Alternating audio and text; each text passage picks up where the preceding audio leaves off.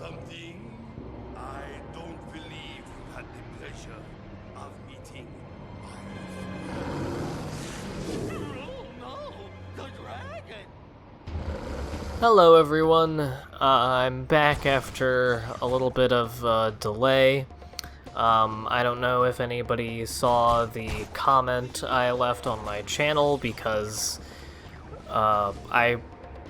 unless I'm just woefully missing something, I'm pretty certain that YouTube no longer has the bulletin feature, so it's really difficult to get anything meant to be like a public post for an update out there. But anyway, I left a comment basically just explaining, but I'll say it again here, that usually OBS has my normal recording set up as the default thing, because it's almost always the last thing that I'm doing is recording this game when I have OBS open. I don't really stream all that often, and I it doesn't make it so you need to expressly say that I want to be, recording the GameCube and all of that shit. For some reason, when I opened it to record this section of the game last week, I didn't notice that it, for some reason, had not opened with my settings all put together, and that it did not have the GameCube window selected, and so I got a bunch of my desktop audio, but without any of the actual gameplay footage, which is obviously what matters. So this game auto-saves, so I could go back and play the levels, but you would miss all of the overworld stuff and all the cutscenes, and yeah, so bottom line, I played through the first hour of this game a second time, back up to this point, and now this is what you're seeing. And I guess I'm not that butthurt about it, because for one thing, it didn't take very long. It's not like this game is incredibly hard, especially not at the very beginning of it. But also, I managed to collect a couple of things that I missed before. I think I got one or two more clues than the first time around, and a few more pieces of food, like ingredients or whatever. Yeah. That's it. The only major thing was I got two extra clues in Chinatown that opened things that led to food, like the ladders, or ladders that I showed off that I tried to jump on in the first episode. Those led to some sausage and another thing. It doesn't really matter. Nothing that you're, missing out on terribly. And I still missed some things. I'm actually going to assume that there are some clues and ingredients and things that you can only get in replays with suits that you haven't gotten yet. I might be wrong about that, but I just have a hunch. So anyway, last time I kind of made it seem like there was another level, because I kind of forgot that there wasn't another one in this, but no, this is the boss fight of this section. Every world of the game, as you could probably, expect, ends with a boss fight, and this is of the dragon, and I'm already about to win. The other reason I'm okay with having to replay this is because I did much better with this boss than in the original recording of this. I died a couple of times during that one. Even with 5 medals. But yeah, that's about it. And that looks fucking awesome. That's one of the best little pieces of animation in this game's cutscenes. But yeah, you just use the Kung Fu, I think they're called Mega Blasts, or Super Blasts, or something. Yeah, you get him. He has the little purple, the UV lights on his nose, though, and those energy beams, even when your Kung Fu blast goes through them and hits them, they can still hit you and cause problems. But it's not that bad. Nice try, Mystery Inc. Like she's not real, she's Mummer. You can't catch what you can't hold. That sounded like a man's voice. I know what you're all thinking. That voice. I know Jed, and that wasn't him. Well, then who could it be? I honestly kind of forget. I mean, I don't forget who it is, but I forget, like, the name and everything. Anyway, now we're on to the next world, which is called Rockin' Roller Coaster Terror. And I'll wait to talk about it so you can watch the little cutscene. You sure this is the place? I've pinpointed the source of Maggie Z's radio transmissions. This is it. Like, are you sure they didn't come from that burger joint we passed earlier? I'm just asking. Wait, I know this place. Rockin' Roller Coaster Land. It's a theme park started by one of my favorite musicians, the Guitar Ghoul. I don't like the sound of that. Who is this Guitar Ghoul? Nobody knows. He appears and disappears, where and when he wants to. And who are you? Alvin Wiener, the Guitar Ghoul's biggest fan.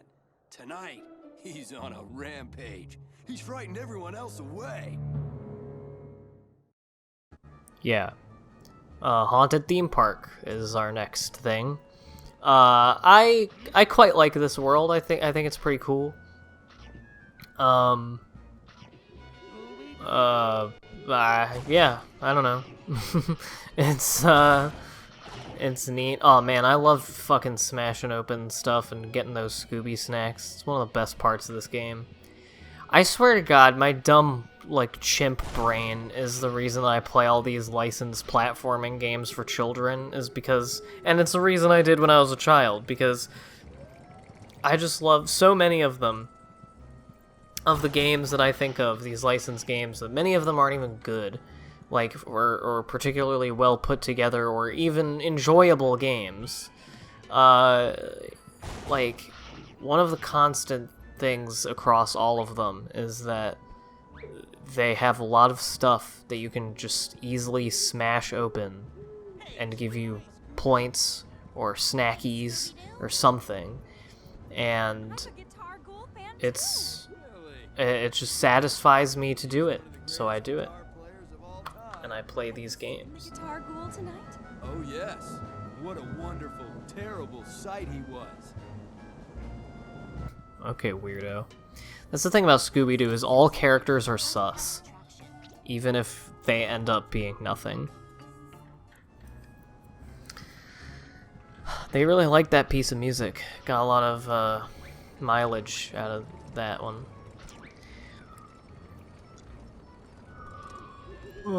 And we're yawning as usual.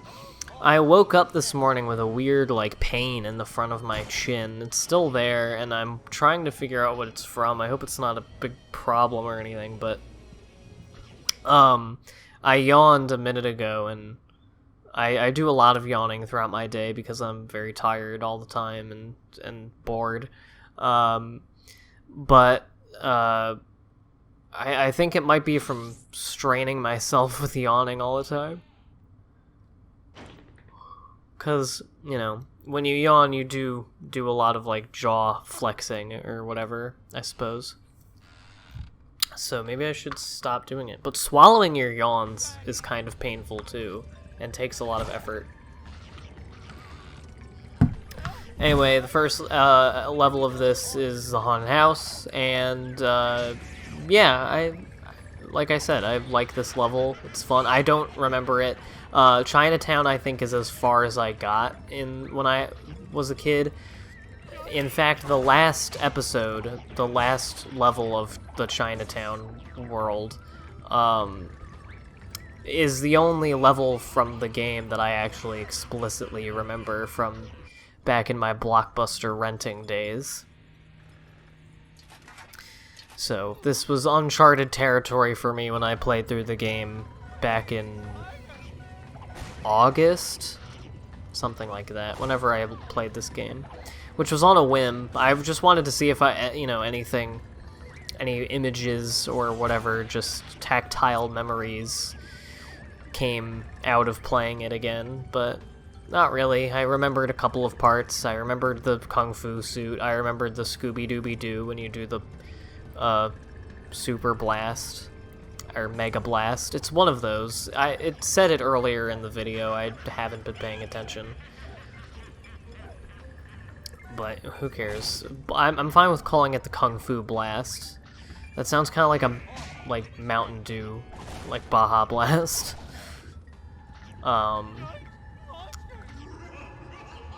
Anyway, I like this level. I'm just gonna keep saying that.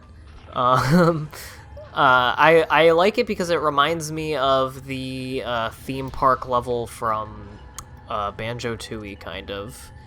Not really in what you have to do or anything. Just, you know, the music, the overworld. I like theme park levels in games generally. And the music in them is always fun. It's always like an eerie, sort of carnival-esque music, and I don't know, there's something about that appeals to me. Astro World is like the trap version of that, which is why that album's fun. Yeah, they're just usually a good time. I remember liking I think is it Chum World, I think? But whatever, the theme park level from Revenge of the Flying Dutchman is one of the highlights of that game for me. Another licensed game that I used to play a lot is the game adaptation of Over the Hedge. I played that a lot. That was another one like this, or not so much like this game, but that was another game that I must have rented like a dozen times before my mom was eventually like, you should just buy this game because you've like come close to beating it. That was also another game that I would always get to the very end of and never could beat for some reason. I have beaten it once. I did it as, I suppose I was an adult, or really more like a teenager, but an older teenager. I played through Over the Hedge again, and it was always the second to last level that gave me problems. I just could not get through it, and then the last level was what was left. And, like, it got to the point that whenever I would play through the game, I was just content to get to that point. Like, that was pretty much the end. And I would always give the end a fair shot when I would get to it, but I wouldn't really belabor it. I would be like, okay, yeah, I still don't really want to try to do this or know how to do this. And I forget what about it was so prohibitively hard, but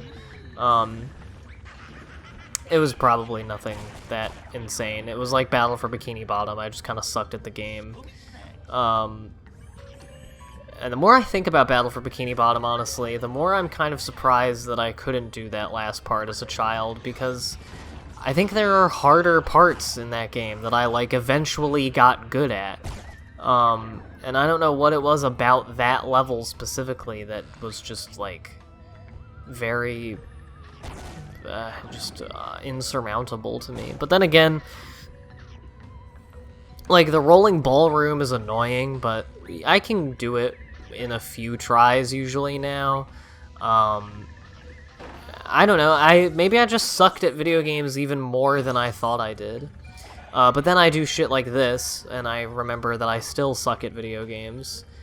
Not because I failed to do anything, just because I made a dumbass mistake. I knew that there was a part that I didn't get to go to, and I forgot that you don't go back to it this way.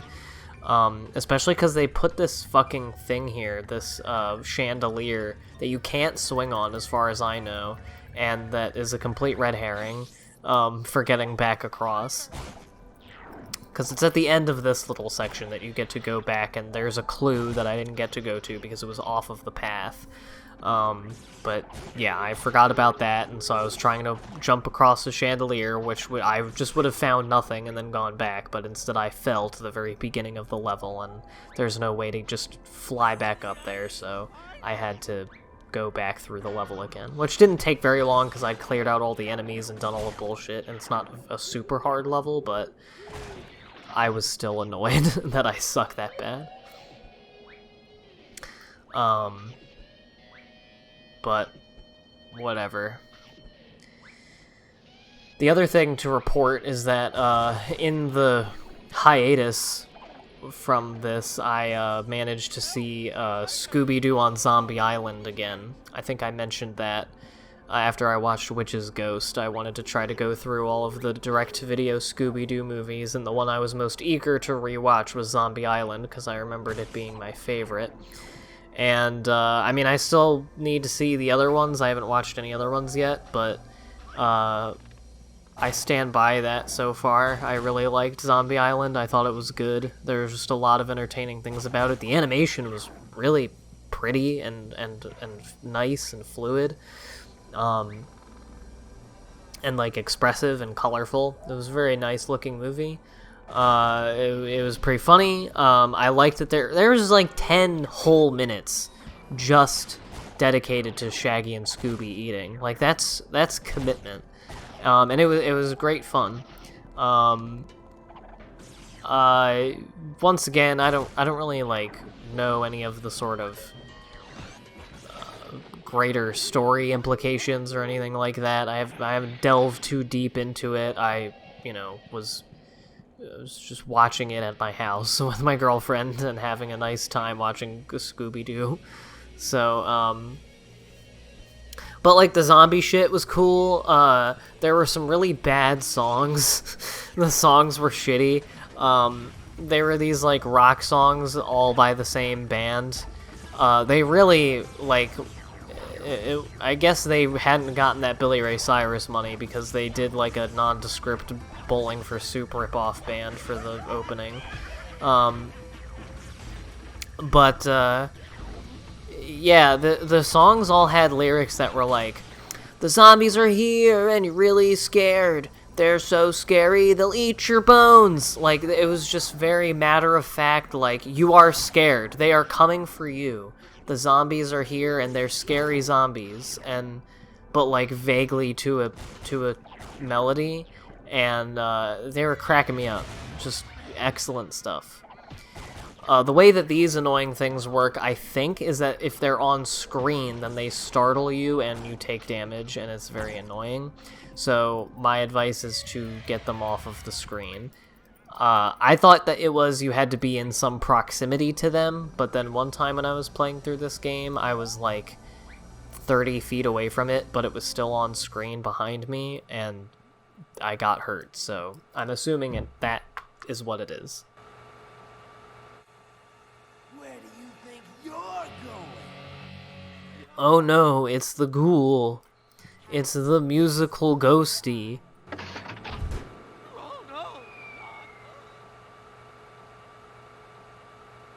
I thought that I, like, died at that part. Like, I wasn't supposed to do that at first, when I first played through this, because, like, that cutscene lasts for so long, and they make you think Scooby has, like, fallen into the abyss.